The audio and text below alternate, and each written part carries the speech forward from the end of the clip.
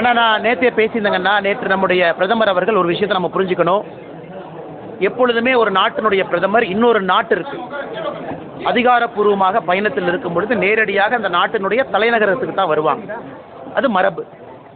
ஆனால் நம்முடைய பிரதமர் நரேந்திர மோடி அவர்கள் தாய்லாந்து பயணத்தை முடித்துவிட்டு, இலங்கை பயணத்தை முடித்துவிட்டு நேரடியாக நம்முடைய தமிழ் மண்ணுக்கு வந்திருக்கிறாங்க. எந்த அளவுக்கு நம்முடைய மண்ணின் மீது ஒரு பெரிய மரியாதை வச்சிருக்கிறாங்க. அதே நேரத்தில் 8300 கோடி ரூபாய் மதிப்பு இருக்கக்கூடிய திட்டங்களை மக்களுக்கு அர்ப்பணிச்சிருக்கிறாங்க. முடிஞ்ச திட்டங்களை துவங்கி வச்சிருக்கிறாங்க.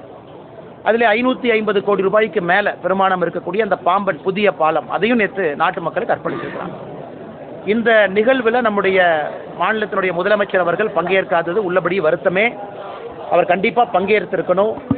ஏன்னா அரசியல் ஒரு பக்கம், டெவலப்மெண்ட் ஒரு பக்கம், வளர்ச்சி ஒரு பக்கம் இருக்கும் பொழுது எப்பொழுதுமே வளர்ச்சிக்கு அதிக முக்கியத்துவம் பாரதிய ஜனதா கட்சி கொடுக்கும். அரசியலுக்கான நேரம் எப்பொழுதும் இருக்கும். நம்முடைய முதலமைச்சர் அவர்கள் அரசியல் செய்ய வேண்டிய நேரமோ நேற்று இல்லை. அவர் அங்கிருந்து பிரதமரை வரவேற்று தமிழக மக்களுக்காக அர்ப்பணித்த திட்டத்தில் முதல் ஆளாக நம்முடைய முதல்வர் இருந்திருக்கணும்.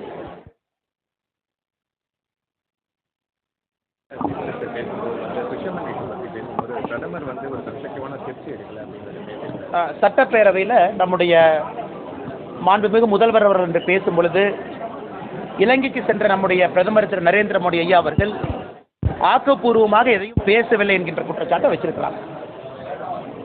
முதலமைச்சர் அவர்கள் ஊட்டிக்கு போனனால என்ன நடந்துச்சுன்னு அவருக்கு தெரிய வாய்ப்பு இல்லை. வெளியுறவுத்துறையினுடைய செயலாளர் அவர்கள் ஒரு செய்தி குறிப்பு அடிப்படையில் பிரதமர் அவர்கள் இலங்கையில் என்னெல்லாம் பேசினாங்க அப்படி. பாரத பிரதமர் நரேந்திர மோடி அவருடைய இந்த இலங்கைக்கான பயணம் என்பது ஒரு சரித்திரம் வாய்ந்த பயணம். நான் கொஞ்சம் விவரமாக அதை பற்றி பேச விருப்பப்படுறேன். எதற்காக இது சரித்திரம் வாய்ந்த பயணம்னா, முதலாக ஒரு அதிபருக்கு, ஒரு நாட்டினுடைய பிரதமருக்கு அந்த நாட்டில் ஃப்ரீடம் ஸ்கொயர் என்று சொல்லப்படுகின்ற கொழும்பு மாநகரத்தில் இலங்கைக்கு எங்கே இந்த ஃப்ரீடம் ஸ்கொயரில் முதலாக ஒரு நாட்டிற்காக அந்த இடத்துல நிகழ்வு நடந்தது. எப்படி நம்ம ராஷ்டிரபதி பவன் ஃபோர்கோர்ட்டில் நிகழ்வு நடக்குமோ அதே போல் ஃப்ரீடம் ஸ்கொயரில் முந்தா நேற்று நடந்த நிகழ்வு தான் முதல் நிகழ்வு மற்றொரு நாட்டினுடைய அதிபருக்காக. அந்த அளவுக்கு முக்கியத்துவம் இலங்கை நாடு பிரதமர் கொடுத்துருக்கிறாங்க. பிரதமருடைய மற்ற விசிட் அனுராதபுரா, கொழும்பு எல்லா இடத்துலையும் பார்த்தீங்கன்னா குறிப்பாக நம்முடைய இந்தியா இலங்கைக்கு எவ்வளவு நெருங்கிய ஒரு நாடாக இருக்கிறது, தொப்புள் கொடி உறவாக இருக்கிறது என்பதை பிரதமர் இந்த விசிட்டில் இன்னும் ஆழமாக பதிவு வைத்திருக்கிறார். பிரதமர் அவர்கள் இலங்கையினுடைய அதிபரை சந்திக்கும் பொழுது பத்திரிகையாளர்கிட்ட பேசும்பொழுது 2 விஷயத்தை ஆணித்தரமாக பேசியிருப்பாங்க. ஒன்று, நான் இலங்கையினுடைய பிரதமர்கிட்ட விஷயத்தை வலியுறுத்தி இருக்கிறேன், விடுதலை செய்ய வேண்டும் என்கிற கோரிக்கையை வச்சிருக்கேன். ஆன் ரெக்கார்ட் பிரதமர் சொல்லியிருக்காங்க. அது மட்டும் இல்லாமல் நம்முடைய பிரதமர் அவர்கள் ஆன் ரெக்கார்டில் சொல்லியிருக்கிறாங்க, பிடிக்கப்பட்ட எல்லா படகுகளையும் விடுதலை செய்ய வேண்டும் என்கிற கோரிக்கையை வச்சிருக்கேன். முதலமைச்சர் நல்லா புரிஞ்சுக்கணும், இலங்கையில் ஒரு சட்டம் இருக்கு. அந்த சட்டத்தின் அடிப்படையில் நம்முடைய மீனவர்களை கைது செஞ்சிருக்கிறாங்க. அந்த சட்டத்தின் அடிப்படையில் நம்முடைய படகுகளை பிடிச்சு வச்சிருக்கிறாங்க. இலங்கையினுடைய சட்டத்தின் அடிப்படையில் நம்முடைய பிரதமர் பேச்சுவார்த்தையில் என்ன பேசின அப்படிங்கிறத வெளிப்படையாக பத்திரிகையாளர் சந்திப்பில் சொல்லியிருக்கிறாங்க. படகையும் விடுதலை செய்ய வேண்டும் என்று கோரிக்கை வைத்திருக்கின்றேன், மீனவர்களையும் விடுதலை செய்ய வேண்டும் என்று கோரிக்கை வைத்திருக்கின்றேன்.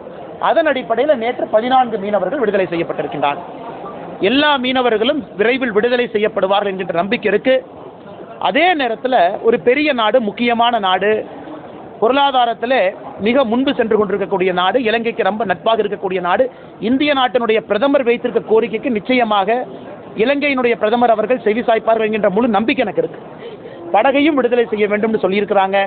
நிச்சயமாக இலங்கை அதையும் கன்சிடர் பண்ணி அறிவிப்பாங்க. அதனால் இது எல்லாம் மறைச்சிட்டு அசம்பிளியை தவறான பேச்சுவார்த்தை நடந்திருக்கு. பேச்சுவார்த்தை நடத்திய பிறகு பத்திரிகை நண்பர்களுக்கு வெளிப்படையாக பிரதமர் பேசியிருக்கிறாங்க. நாங்கள் என்ன பேசியிருக்கோம் அதையெல்லாம் மறைத்து விட்டு முழு பூசணிக்காய சோத்திலே மறைப்பது போல் பொய்யை சொல்லியிருக்கின்றார் முதல்வர். இரண்டாவது, கச்சத்தீவை பற்றி அவங்க என்ன பேசினாங்க அப்படிங்கிறது எனக்கும் தெரியாது, முதல்வருக்கும் தெரியாது, உங்களுக்கும் தெரியாது. ஒரு நாட்டினுடைய ரகசிய திட்டங்களை இன்னொரு நாட்டில் பொதுவெளியில் பேச போவது கிடையாது. பாரதிய ஜனதா கட்சி தமிழகத்தினுடைய அதிகாரப்பூர்வமான நிலைப்பாடு, திமுகவுக்கு முன்பே எங்கள் நிலைப்பாடு கச்சத்தீவு திரும்பி கொண்டு வர வேண்டும் என்று திமுகவுக்கு முன்பே எங்கள் நிலைப்பாடு இருக்கு. அதனால் முதலமைச்சர் அவர்கள் தயவு செய்து எங்களுக்கோ பாரத பிரதமர் நரேந்திர மோடி அவர்களுக்கோ பாடம் எடுக்க வேண்டாம் கச்சத்தீவை பற்றி. கச்சத்தீவு இன்னைக்கு இன்னொரு நாட்டினுடைய சொத்தா இருக்கு. அதை சொத்தை பறிமுதல் செய்து கொண்டு வர முடியாது. அதற்கு ஒரு சிஸ்டம் இருக்கு. நிச்சயமாக பாரதிய ஜனதா கட்சி தமிழகத்தினுடைய கோரிக்கை நாங்கள் ஜெய்சங்கர் ஐயாட்ட எப்போ வச்சிருக்கோம்.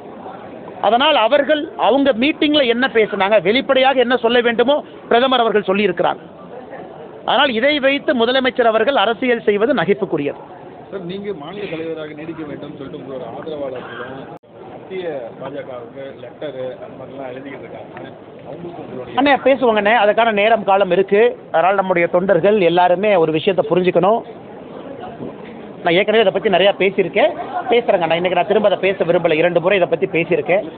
இன்னும் சில நாட்டில் யாரும் தோண்டலை விட மாட்டாங்க. அவங்களோட களத்தில் நான் போராடி கொண்டிருக்கின்றேன், போராடுவேன். அதில் எந்த மாற்று கருத்தும் இல்லை. நான் செப்பல் போடாமல் நின்றுருக்கேன். நான் 4 மாதம் ஆச்சு செப்பலை கழட்டி. காரணம் என்ன? திராவிட முன்னேற்ற கழகத்தினுடைய ஆட்சி தூக்கி எறியப்பட வேண்டும் என்பதற்காக என் செப்பலை தூக்கி எறிஞ்சு 4 மாதம் ஆகுது. அதனால் களத்திலிருந்து போராட போகின்ற என்னுடைய நேரம் முழுவதுமே களத்தில் இருக்க போகுது. அதிகமாக டிராவல் இருக்க போகுது. மக்களோடு மக்களாக இன்னும் அதிக பணிகள், இந்த மாநில தலைவர் அப்படிங்கிற நிறைய பணிகள் இன்னைக்கு எனக்கு இருக்காது. அதை பற்றி சந்தோஷம்தான். அமைப்பு ரீதியான பணிகள்லாம் வேறவங்க செய்யட்டும். அதனால தான் நான் சொன்னேன், மாநில தலைவர் போட்டியில் நான் இல்லை என்கின்ற அர்த்தத்தில் சொன்னேன். காரணம், களத்திலே இருக்க வேண்டும் என்று நினைக்கின்றேன், களத்தில் இருப்பேன். அதனால் தொண்டர்கள் யாராக இருந்தாலும் அவர்களோடு சேர்ந்து இந்த போராட்டம் இருக்கும். நான் ஏற்கனவே சொல்லியிருக்கேன், தலைவர் பதவி இருக்கிறனால ஒருவர் அடையாளப்படுத்தப்பட வேண்டும் என்கின்ற அவசியம் யாருக்குமே இங்கே இல்லை. பதவிகள் வரும், பதவிகள் போகும். அதனால் எல்லோருமே இன்னும் சுறுசுறுப்பாக, வேகமாக, வீரியமாக களத்தில் போராட வேண்டும் என்று பாரதிய ஜனதா கட்சியினுடைய தொண்டர்கள் எல்லோரையும் இந்த நேரத்தில் அன்போடு கேட்டுக்கொள்கின்றேன். அதே போராட்டம், அதே தொடர்ச்சி அப்படியே தான் இருக்க போது. உங்களை சந்திக்க போகின்றோம். திராவிட முன்னேற்ற கழகத்தினுடைய ஊழலை இன்னும் வீரியமாக, வேகமாக சொல்லத்தான் போகிறோம். அது நரேந்திர மோடி ஐயாவுக்காக அரசியலுக்கு வந்தவன் நான். அவர் கிணத்துல குதினால் குதிக்கிற ஆள் நான் ஒரு கட்சியை பார்த்தோ ஒரு சித்தாந்தத்தை பார்த்தோ அரசியலுக்கு வரலைங்க. அது எல்லோருக்குமே தெரியும். நரேந்திர மோடி என்கின்ற ஒற்றை மனிதனுக்காக அரசியல் களத்தில் நான் நிற்கிறேன். நான் ஒரு கட்சியில் ஒரு சின்ன உறுப்பினராக சேர்ந்து கிளை தலைவராக வந்து வரல. நிறைய நண்பர்கள் இருக்கிறாங்க. இந்த கட்சியில் நான் 36 வயசில் நான் ஒரு உறுப்பினராக வந்து சேர்ந்தேன். ரொம்ப இளைய வயசில் சேரலை. அதனால் மோடி அவர்கள் கை காட்டுவார். இதை செய்யணும்னு சொன்னால் அதை செய்ய போகிறேன். மோடி அவர்கள் சொல்லும் பொழுது கண்ணை மூடிக்கொண்டு செயல்படுத்துவது மட்டும்தான் என்னுடைய வேலை. அதனால் மோடி சொல்லுவார், இன்னைக்கு தொண்டனாக இருன்னு சொன்னார்னா தொண்டனாக இருப்பேன். அதனால் மோடி அவர்களுடைய எந்த கட்டுப்பாடு விதித்தாலும் அதற்கு முழுமையாக ஏற்றுக்கொண்டு பணி செய்வதற்காகத்தான் இந்த இயக்கத்துக்கு வந்தேன். அது எப்பொழுதும் தொடரும். ஆனால் நான் பேசினேங்க. நான் அதை பற்றி நான் கொஞ்சம் ரொம்ப விரிவாகவே பேசினேன். நான் தேசியத்தில் தமிழை முதன்மைப்படுத்த வேண்டும் என்று நினைக்கின்றேன். சீமான் அண்ணன் தமிழில் தேசியத்தை பார்க்குறாங்க. அவருடைய கருத்து சில இடத்துல வேறுபட்ட மாறுபட்ட கருத்தாக இருக்கலாம். என்னுடைய கருத்து வேறு இடத்துல வேறு மாதிரி இருக்கலாம். இருந்தாலும் தமிழக மக்களுக்கு நல்லது செய்ய வேண்டும் என்று ஒரு நேர்கோட்டு பயணத்தில் இருவருடைய வார்த்தைகள் ஒரே மாதிரி தான் பிரயோகமாக இருக்குது. இன்றைக்கி இந்த மேடை அரசியல் கலக்காத ஒரு மேடை. குறிப்பாக அடுத்த இளம் பேச்சாளர்களை கண்டெடுக்க வேண்டிய மேடை.